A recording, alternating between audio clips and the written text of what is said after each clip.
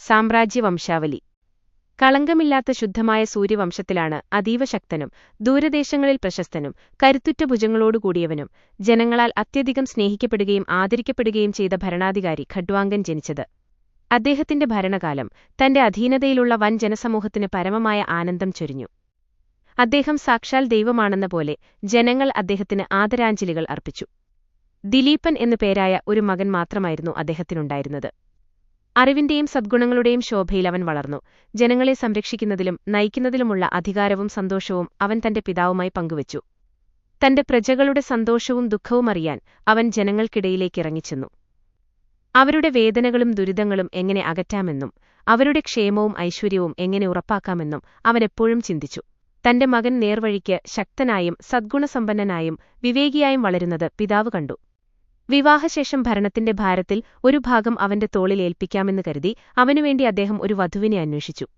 മഹത്തായ രാജവംശങ്ങളിൽ നിന്നൊക്കെയും അദ്ദേഹം അവളെ തേടി. കാരണം അവൾ രാജകുമാരന് യോജിച്ച സഹധർമ്മിണിയെ കണ്ടെത്താനുള്ള അന്വേഷണം ഒടുവിൽ മഗധരാജകുമാരിയായ സുദക്ഷിണയിൽ എത്തിച്ചേർന്നു. രാജകൊട്ടാരത്തിലെ ജനങ്ങൾ വലിയ ആവേശത്തോടും ആഘോഷത്തോടും കൂടിയാണ് ആ വിവാഹം നടത്തിയത്. സകല സ്ത്രീസഹജമായ ഗുണങ്ങളും തികഞ്ഞവളായിരുന്നു സുദക്ഷിണ. നിർമ്മലമായ മനസ്സുള്ളവളും ലാളിത്യമുള്ളവളുമായിരുന്ന അവൾ ഭർത്താവിനെ ദൈവതുല്യം ഭക്തിയോടെ ആരാധിച്ചു. ഭർത്താവിനെ തന്റെ ജീവശ്വാസം പോലെ കരുതി സ്നേഹിക്കുകയും സേവിക്കുകയും ചെയ്ത അവൾ അദ്ദേഹത്തിന്റെ പാത പിന്തുടർന്ന് ധർമ്മത്തിന്റെ വഴിയിൽ നിന്ന് ഒട്ടും വ്യതിചലിക്കാതെ ജീവിച്ചു. ദിലീപനും ധർമ്മത്തിന്റെ മൂർത്തീഭാവമായിരുന്നു. അതുകൊണ്ടുതന്നെ യാതൊരുവിധത്തിലുള്ള കുറവുകളോ നിരാശയോ അദ്ദേഹത്തെ ബാധിച്ചില്ല. സാമ്രാജ്യഭരണത്തിൽ തന്റെ പിതാവിന്റെ ആദർശങ്ങളും രീതികളും അദ്ദേഹം കൃത്യമായി പിന്തുടർന്നു. അങ്ങനെ യാതൊരു തടസ്സവുമില്ലാതെ ഭരണത്തിന്റെ പൂർണ്ണ ഉത്തരവാദിത്തം ഏറ്റെടുക്കാൻ അദ്ദേഹത്തിന് സാധിച്ചു. ഇതിലൂടെ വാർദ്ധക്യത്തിലെത്തിയ തന്റെ പിതാവിന് വിശ്രമം നൽകാനും അദ്ദേഹത്തിന് കഴിഞ്ഞു. തന്റെ മകന്റെ ഉത്കൃഷ്ട ഗുണങ്ങളും കഴിവുകളും കാര്യക്ഷമതയും പ്രായോഗിക ജ്ഞാനവും കണ്ടപ്പോൾ ഖഡ്വാങ്കൻ ഉള്ളുതുറന്ന് ആനന്ദിച്ചു. അങ്ങനെ കുറേ വർഷങ്ങൾ കടന്നുപോയി. തുടർന്ന് ദിലീപന്റെ പട്ടാഭിഷേകത്തിനായി ശുഭദിനവും സമയവും കുറിക്കാൻ ഖഡ്വാങ്കൻ രാജജ്യോതിഷിമാരോട് നിർദ്ദേശിച്ചു. അവർ നിശ്ചയിച്ച ശുഭമുഹൂർത്തത്തിൽ ദിലീപനെ സാമ്രാജ്യത്തിന്റെ ചക്രവർത്തിയായി അദ്ദേഹം വാഴിച്ചു.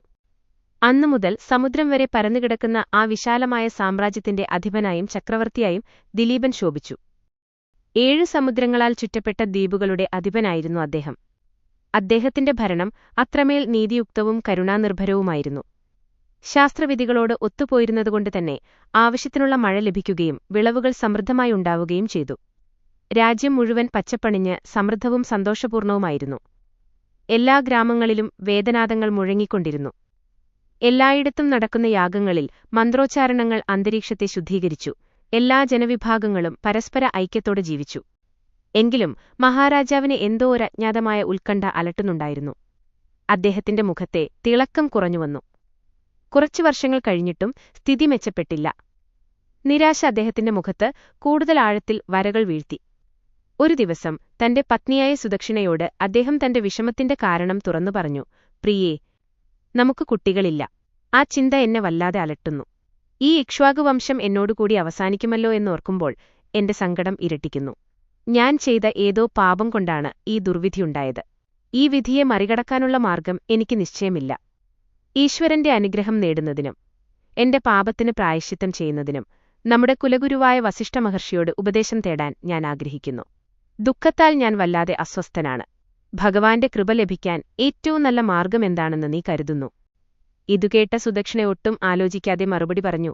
പ്രഭോ, ഈ ഭയം എന്റെ മനസ്സിലുമുണ്ടായിരുന്നു. അതെന്നിൽ വലിയ ദുഃഖമുണ്ടാക്കി. ഞാനത് പുറത്തു കാണിച്ചിരുന്നില്ല. എന്റെ മനസ്സിനുള്ളിൽ തന്നെ ഞാനത് അടക്കിവെച്ചു. അങ്ങയുടെ നിർദ്ദേശമില്ലാതെ എന്റെ ഭയങ്ങളെ വെളിപ്പെടുത്താൻ എനിക്ക് കഴിയില്ലല്ലോ പ്രഭോ. നമ്മുടെ ദുഃഖമകറ്റാൻ അങ്ങേക്ക് ഏറ്റവും ഉചിതമായി തോന്നുന്നതെന്തോ അത് പിന്തുടരാനും പിന്തുണയ്ക്കാനും ഞാൻ എപ്പോഴും സന്നദ്ധയും ആകാംക്ഷയുള്ളവളുമാണ്. പിന്നെന്തിനാണ് വൈകുന്നത്? നമുക്ക് വേഗത്തിൽ വസിഷ്ഠ മഹർഷിയെ സമീപിച്ച് ഉപദേശം തേടാം, അവൾ പറഞ്ഞു. ഗുരുദേവന്റെ ആശ്രമത്തിലേക്കുള്ള തീർത്ഥയാത്രയ്ക്കായി രഥം തയ്യാറാക്കാൻ ദിലീപൻ ഉത്തരവിട്ടു. ആ ദിവസം തന്നെ അനുഗമിക്കാൻ പടയാളികളോ ദർബാറിലെ ഉദ്യോഗസ്ഥരോ ആരും വേണ്ടെന്ന് അദ്ദേഹം നിർദ്ദേശിച്ചു. വാസ്തവത്തിൽ അദ്ദേഹം സ്വയം രഥമോടിച്ച് ഗുരുദേവന്റെ ലളിതമായ കുടീരത്തിലെത്തി. രഥത്തിന്റെ ശബ്ദം കേട്ട ആശ്രമത്തിലെ തപസ്വികൾ കുടീരത്തിനുള്ളിലേക്ക് ചെന്ന് ചക്രവർത്തിയുടെ ആഗമനം തങ്ങളുടെ ഗുരുവിനെ അറിയിച്ചു.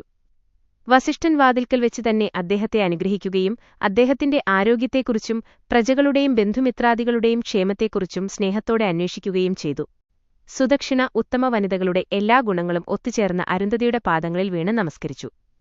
അരുന്ധതി അവളെ വാരിയെടുത്ത് സ്നേഹത്തോടെ കെട്ടിപ്പിടിക്കുകയും അവളുടെ ക്ഷേമത്തെക്കുറിച്ച് ചോദിക്കുകയും ചെയ്തു. തുടർന്ന് അവളെ ആശ്രമത്തിന്റെ ഉൾഭാഗത്തേക്ക് കൊണ്ടുപോയി. രാജ്യത്തിന്റെ ഭരണാധികാരിയെന്ന നിലയിൽ തങ്ങളുടെ സാംസ്കാരിക പാരമ്പര്യത്തിന്റെ ഭാഗമായി തപസ്വികൾ അനുഷ്ഠിക്കേണ്ട യാഗങ്ങളും യജ്ഞങ്ങളും മുടങ്ങാതെ നടക്കുന്നുണ്ടോ എന്ന് ദിലീപൻ വസിഷ്ഠനോട് അന്വേഷിച്ചു. യാതൊരുവിധ തടസ്സങ്ങളുമില്ലാതെയാണോ കാര്യങ്ങൾ നടക്കുന്നതെന്നും ആശ്രമവാസികൾക്ക് ഭക്ഷണവും പഠനവും ആത്മീയ സാധനകളും നിർവഹിക്കുന്നതിൽ എന്തെങ്കിലും ബുദ്ധിമുട്ടുകൾ നേരിടുന്നുണ്ടോ എന്നും വനത്തിലെ അവരുടെ വാസസ്ഥലങ്ങളിൽ വന്യമൃഗങ്ങളുടെ ശല്യമുണ്ടോ എന്നും അദ്ദേഹം അന്വേഷിച്ചു. പ്രതികൂലമായ സാഹചര്യങ്ങളോ മറ്റ് അസ്വസ്ഥതകളോ ഇല്ലാതെ അവരുടെ പഠനവും ആത്മീയ സാധനകളും മികച്ച രീതിയിൽ മുന്നോട്ടു കൊണ്ടുപോകാൻ താൻ ആഗ്രഹിക്കുന്നുവെന്ന് അദ്ദേഹം പറഞ്ഞു. രാജാവും രാജ്ഞിയും ആശ്രമത്തിലെത്തി അവിടെ സന്നിഹിതരായ മുനിമാർക്കും സാധകർക്കുമൊപ്പം തങ്ങൾക്കായി കരുതിയിരുന്ന ഇരിപ്പിടങ്ങളിൽ ഉപവിഷ്ടരായപ്പോൾ മുനിമാർ അവരവരുടെ ആശ്രമങ്ങളിലേക്ക് മടങ്ങാൻ വസിഷ്ഠൻ നിർദ്ദേശിച്ചു. തുടർന്ന് രാജ്ഞിയെ മാത്രം കൂട്ടി താൻ ഇവിടെ വരാനുള്ള കാരണമെന്താണെന്ന് അദ്ദേഹം രാജാവിനോട് ചോദിച്ചു. രാജാവ് തന്റെ ദുഃഖത്തിന്റെ ആഴത്തെക്കുറിച്ച് ഗുരുവിനോട് വിവരിക്കുകയും അത് ഇല്ലാതാക്കാൻ കഴിയുന്ന ഒരേയൊരു മാർഗമായ അദ്ദേഹത്തിന്റെ അനുഗ്രഹം തേടുകയും ചെയ്തു. ആ പ്രാർത്ഥന കേട്ട വസിഷ്ഠൻ അഗാധമായ ധ്യാനത്തിലേക്ക് വഴുതി വീണു. അവിടെ പരിപൂർണ നിശ്ശബ്ദത തളംകെട്ടി നിന്നു. രാജാവും തറയിൽ പത്മാസനത്തിലിരുന്നു മനസ്സിനെ ഈശ്വരനിൽ ലയിപ്പിച്ചു. രാജ്ഞിയും തന്റെ മനസ്സിനെ ഈശ്വരചിന്തയിൽ അർപ്പിച്ചു. ഒടുവിൽ കണ്ണുകൾ തുറന്ന വസിഷ്ഠൻ ഇപ്രകാരം പറഞ്ഞു: രാജാവേ, ദൈവഹിതത്തെ മറികടക്കാൻ ആർക്കും കഴിയില്ല, അതെത്ര വലിയ അധികാരമുള്ളവനായാലും ശരി. ദൈവത്തിന്റെ തീരുമാനത്തെ മാറ്റാൻ എനിക്കധികാരമില്ല. താങ്കൾ ആഗ്രഹിക്കുന്ന പുത്രസൗഭാഗ്യം നൽകാൻ എന്റെ അനുഗ്രഹത്തിന് കഴിയില്ല. താങ്കൾ സ്വയം ഒരു ശാപത്തിന് പാത്രമായിരിക്കുന്നു. ഒരിക്കൽ അനുഗ്രഹം വഴി താങ്കളാഗ്രഹിക്കുന്ന കാര്യം, സന്താനഭാഗ്യം, താങ്കൾക്ക് തരുവാൻ എനിക്കാവില്ല. താങ്കൾക്കൊരു ശാപമേറ്റിട്ടുണ്ട്. ഒരിക്കൽ രാജധാനിയിലേക്ക് മടങ്ങും വഴി അങ്ങ് തലസ്ഥാന നഗരിയെ സമീപിച്ചപ്പോൾ കാമധേനു കൽപ്പതരുഛായയിൽ വിശ്രമിക്കുകയായിരുന്നു. താങ്കൾ അവളെ കണ്ടു. പക്ഷേ ലൗകിക ഭോഗങ്ങളുടെ കുറുക്കിൽപ്പെട്ടതുമൂലം അങ്ങ് അവളെ അവഗണിച്ച് അഹങ്കാരപൂർവ്വം രാജധാനിയിലേക്ക് യാത്ര തുടർന്നു. ഈ അവഗണന കാമധേനുവിനെ വളരെ വേദനിപ്പിച്ചു. അവൾക്ക് ദുഃഖം തോന്നി. രാജാവ് പശുക്കളെ ആദരിക്കുന്നില്ലെങ്കിൽ പ്രജകളും പശുക്കളെ അവഗണിക്കാൻ തുടങ്ങുമെന്ന് അവൾ ചിന്തിച്ചു. രാജാവു തന്നെ ധർമാചരണത്തിൽ പരാജയപ്പെട്ടിരിക്കുന്നു.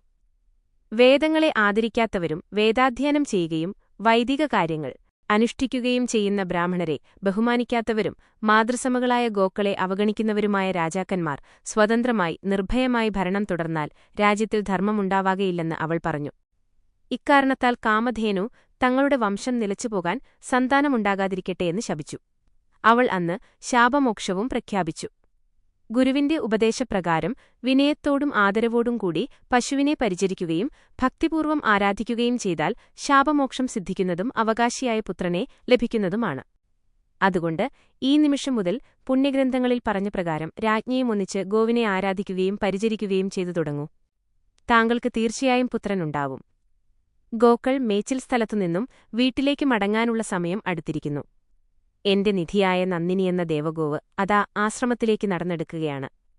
പോകൂ, ഭക്തിയോടും ദൃഢവിശ്വാസത്തോടും കൂടി അവളെ പരിചരിക്കൂ. അവൾക്ക് ഭക്ഷണവും വെള്ളവും യഥാസമയം കൊടുക്കൂ. പശുവിനെ കുളിപ്പിച്ച് മേച്ചിൽ സ്ഥലങ്ങളിലേക്ക് കൊണ്ടുപോകൂ. മേയുന്ന സ്ഥലത്തുനിന്നും യാതൊരു പത്തും അവൾക്ക് വരാതെ കാത്തുരക്ഷിക്കുകയും ചെയ്യൂ. ധേനുവ്രതം. ഇത്രയും ഉപദേശിച്ച ശേഷം വസിഷ്ഠൻ രാജാവിനും രാജ്ഞിക്കും ധേനുവ്രതം ആചരിക്കുന്നതിനുള്ള സമ്പ്രദായങ്ങൾ പറഞ്ഞുകൊടുത്തു. ആരാധനയ്ക്കായി തീർത്ഥവും പൂജാദ്രവ്യങ്ങളും കൊടുത്ത് അവരെ ഗോശാലയിലേക്ക് അയച്ചു. അദ്ദേഹം സ്നാനത്തിനും സന്ധ്യാവന്ദനത്തിനുമായി നദീതീരത്തേക്ക് പോകുകയും ചെയ്തു. അങ്ങനെ ഒരു ദിവസം നന്ദിനിക്കാട്ടിൽ സന്തോഷത്തോടുകൂടി മേഞ്ഞുകൊണ്ടിരിക്കെ ഒരു സിംഹം അവളെ കാണുവാനിടയായി. വിശപ്പടക്കാനായി സിംഹം നന്ദിനിയുടെ പുറകെ പാഞ്ഞു. ദിലീപൻ അത് കണ്ടു. നന്ദിനിയുടെ മേൽ ചാടി വീഴുന്നതിൽ നിന്നും സിംഹത്തെ പിന്തിരിപ്പിക്കാൻ അദ്ദേഹം തനിക്കറിയുന്ന എല്ലാ കൗശലവും ബലവും പ്രയോഗിച്ചു നോക്കി. സാധിച്ചില്ല. ഗത്യന്തരമില്ലാതെ അദ്ദേഹം നന്ദിനിക്ക് പകരമായി തന്നെ സമർപ്പിക്കാൻ തീരുമാനിച്ചു. സിംഹം മാർജാരപ്രകൃതിയും ക്രൂരതയുമുള്ളവനായിരുന്നെങ്കിലും ധർമാചരണത്തിൽ അചഞ്ചലനായിരുന്നു. താൻ ആരാധിക്കുന്ന പശുവിനെ രക്ഷിക്കാൻ രാജാവ് ശരീരം ത്യജിക്കാൻ തീരുമാനിച്ചത് കണ്ട് കരുണാർദ്രനായി കഴിഞ്ഞ സിംഹം നന്ദിനിയെയും രാജാവിനെയും ഒഴിവാക്കി സ്ഥലം വിട്ടു. ദിലീപിന്റെ വാഗ്ജാലത്താൽ കണ്ട നന്ദിനിയുടെ ഹൃദയം കൃതജ്ഞതയും ആനന്ദവും കൊണ്ട് നിറഞ്ഞു. അവൾ പറഞ്ഞു, രാജാവേ, ഈ നിമിഷം താങ്കൾ ശാപമോക്ഷം നേടിയിരിക്കുന്നു. ഇതുവരെ അങ്ങയെ പീഡിപ്പിച്ച ശാപം ഒഴിഞ്ഞിരിക്കുന്നു. താങ്കൾക്കൊരു പുത്രനുണ്ടാകും. അവൻ ലോകാധിപത്യം നേടും. അവൻ ധർമ്മം ആചരിക്കും, തത്വം പ്രചരിപ്പിക്കും. ഭൂമിയിലും സ്വർഗ്ഗത്തിലും അവൻ യശോലാഭമുണ്ടാക്കും. രാജവംശത്തിന്റെ പ്രശസ്തി വർദ്ധിപ്പിക്കും. മാത്രമല്ല, ഇക്ഷ്വാകുവംശം നിലനിൽക്കും. ആ വംശത്തിൽ ഒരു ദിവസം ഭഗവാൻ ശ്രീനാരായണൻ അവതരിക്കും. ഈ പുത്രൻ കാലവിളംബവിന ജനിക്കട്ടെ. നന്ദിനി രാജാവിനെ അനുഗ്രഹിച്ചു. രാജാവിനാൽ അനുഗതയായി ആ ദേവഗോവ് വസിഷ്ഠന്റെ ആശ്രമത്തിലേക്ക് മടങ്ങുകയും ചെയ്തു. വസിഷ്ഠമഹർഷിയോട് ഒന്നും പറയേണ്ടി വന്നില്ല. അദ്ദേഹം എല്ലാം അറിഞ്ഞിരുന്നു. രാജാവിന്റെയും രാജ്ഞിയുടെയും മുഖം കണ്ടതോടുകൂടി അവരുടെ അഭിലാഷം നിറവേറ്റപ്പെട്ടുവെന്ന് അദ്ദേഹം മനസ്സിലാക്കി. അതിനാൽ അദ്ദേഹം അവരെ അനുഗ്രഹിച്ചു. നഗരത്തിലേക്ക് മടങ്ങുവാൻ അനുവദിക്കുകയും ചെയ്തു. ദിലീപും സുദക്ഷിണാരജ്ഞിയും ദീർഘദണ്ഡ നമസ്കാരം ചെയ്തു. സംഭവങ്ങൾ അനുകൂലമായി കലാശിച്ചതിൽ മനം നിറയെ സന്തോഷത്തോടുകൂടി അവർ രാജധാനിയിലേക്ക് മടങ്ങി. രഘു. നന്ദിനിയുടെ അനുഗ്രഹം ഫലിച്ചു. രാജ്ഞി ഗർഭിണിയായി. മാസം തികഞ്ഞപ്പോൾ ശുഭമുഹൂർത്തത്തിൽ ഉണ്ണി പിറന്നു. ആ സന്തോഷവാർത്ത നഗരത്തിലും നാട്ടിൻപുറങ്ങളിലും പരന്നതോടുകൂടി രാജധാനിക്ക് മുമ്പിലും ചുറ്റും ആയിരക്കണക്കിനാളുകൾ ആഹ്ലാദത്തോടുകൂടി സമ്മേളിച്ചു. നഗരവീഥികൾ കൊടികളാലും ഹരിതപത്രങ്ങളാലും അലങ്കരിക്കപ്പെട്ടു. ജനങ്ങൾ ആനന്ദം കൊണ്ട് നൃത്തം ചെയ്തു. ഈ ആനന്ദാവേശത്തിൽ പങ്കുകൊള്ളാൻ എല്ലാവരെയും ക്ഷണിക്കുകയും ചെയ്തു. അവർ കർപ്പൂരം കത്തിച്ചു. ആരതി കാണിച്ചു. ജനകൂട്ടമാകെ ജയജയാരവം മുഴക്കി കൊട്ടാരമൈതാനത്തേക്ക് നീങ്ങി. അവിടെ തടിച്ചുകൂടിയ ജനവലിയോട് സാമ്രാജ്യത്തിന് ഒരവകാശി പിറന്ന വാർത്ത Below is a transcription of the text for you to read aloud. മന്ത്രി തന്നെ അറിയിക്കണമെന്ന് രാജാവ് കൽപ്പിച്ചു. മന്ത്രി അങ്ങനെ ചെയ്തപ്പോഴാണ് ആ ആഹ്ലാദത്തള്ളൽ ആകാശം ഭേദിച്ചു. കരഘോഷം ഉച്ചത്തിൽ ദീർഘനേരത്തോളമുണ്ടായി. മററാന്നിലേക്കു ജയശബ്ദം മാറ്റുലികൊണ്ടു. തെരുവീഥികളിൽ നിന്നും പോകാൻ വളരെ സമയമെടുത്തു. ജനക്കൂട്ടം പിരിഞ്ഞു. 10-ാം ദിവസം രാജാവ് ഗുരുവിനെ ക്ഷണിച്ചുവരുത്തി. ശിശുവിന്റെ നാമകരണകർമ്മം ചെയ്യിച്ചു. കുട്ടിപ്പിറന്ന നക്ഷത്രത്തെ അടിസ്ഥാനമാക്കി രഘു എന്ന നാമമാണ് തിരഞ്ഞെടുത്തത്. കളിയും കൊഞ്ചലും രാജകീയമായ കുഞ്ഞിനെ സർവരും ആനന്ദിപ്പിച്ചു. പ്രസന്നതകവും സുന്ദരവുമായ കുഞ്ഞിനെ സർവരും ഇഷ്ടപ്പെട്ടു. അങ്ങനെ വർഷങ്ങൾ കടന്നുപോയി. അവൻ പ്രായം 15 കഴിഞ്ഞു. ഭരണവിഷയത്തിൽ പിതാവിനെ സഹായിക്കാൻ ധീരനും ദൃഢനിശ്ചയവുമുള്ളവനും പ്രാപ്തനുമായി രഘു വളർന്നുവന്നു. വാനപ്രസ്ഥം. ഒരു രാത്രി എന്തു കാരണത്താലാണ് രാജാവിന് അങ്ങനെ തോന്നിയതെന്ന് ആർക്കും ഊഹിക്കാൻ പോലും കഴിഞ്ഞില്ല. രാജ്ഞിയുമായി സംസാരിക്കവേ അദ്ദേഹം പറഞ്ഞു, സുദക്ഷിണേ, ഞാൻ അനേകം വലിയ വിജയങ്ങൾ നേടിയിട്ടുണ്ട്. പല മഹായജ്ഞങ്ങളും നടത്തുന്നതിൽ വിജയിച്ചിട്ടുണ്ട്. പൂർണ്ണമനുഷ്യരല്ലാത്ത അതിക്രൂരന്മാരായ രാക്ഷസന്മാരെയും അതിശക്തന്മാരായ ആക്രമികളെയും നേരിട്ടു പോരുതി അവരെ തുരത്തിയിട്ടുണ്ട്.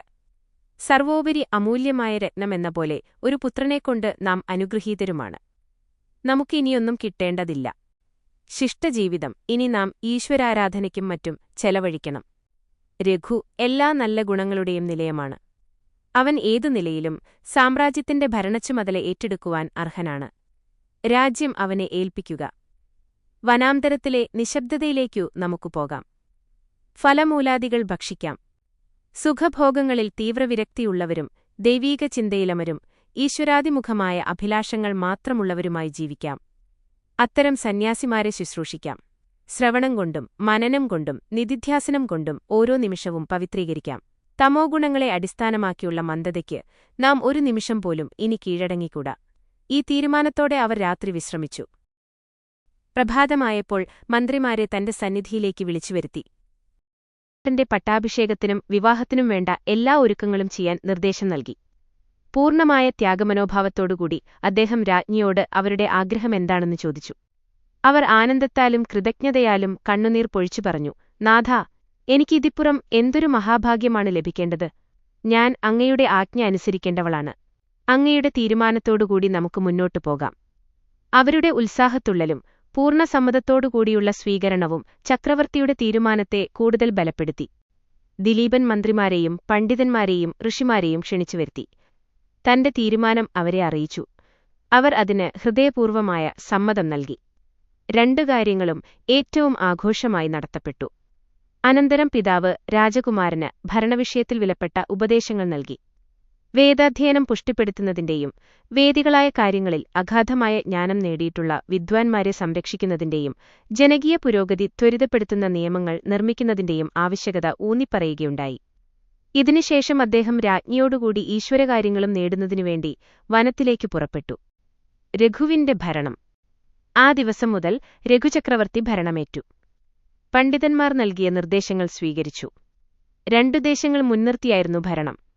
1 പ്രജകളുടെ സുഖക്ഷേമങ്ങൾ, 2 ധാർമ്മിക ജീവിതത്തിന്റെ അഭിവൃദ്ധി. ഈ 2 കാര്യങ്ങളും ശ്വാസം പോലെ പ്രധാനമാണെന്ന് അദ്ദേഹം വിശ്വസിച്ചു. അവ അദ്ദേഹം സർവ്വഥാ അനുസരിച്ചു. മന്ത്രിമാർ ഈ മാർഗം അവലംബിക്കാനും അദ്ദേഹം വളരെ ശ്രദ്ധിച്ചു. ചെറുപ്പമാണെങ്കിലും രഘു സദ്ഗുണസമ്പന്നനായിരുന്നു. ഏതു പ്രശ്നവും എത്ര സങ്കീർണമായാലും അദ്ദേഹം അതിവേഗം മനസ്സിലാക്കുകയും പരിഹാരം കണ്ടെത്തുകയും ചെയ്തിരുന്നു. പ്രജകളെ സന്തുഷ്ടരും സംതൃപ്തരുമാക്കി. അദ്ദേഹം ദുർവൃത്തന്മാരെ കഠിനമായി നേരിട്ടു. ദുർവൃത്തരായ രാജാക്കന്മാർ മൂലവും അല്ലെങ്കിൽ ചെറിയ സൈന്യത്തെ അയച്ചും അതിനും വഴങ്ങില്ലെങ്കിൽ പടക്കളത്തിൽ വെച്ച് പരാജയപ്പെടുത്തിയും അവരെ സ്വാധീനത്തിൽ കൊണ്ടുവന്നു.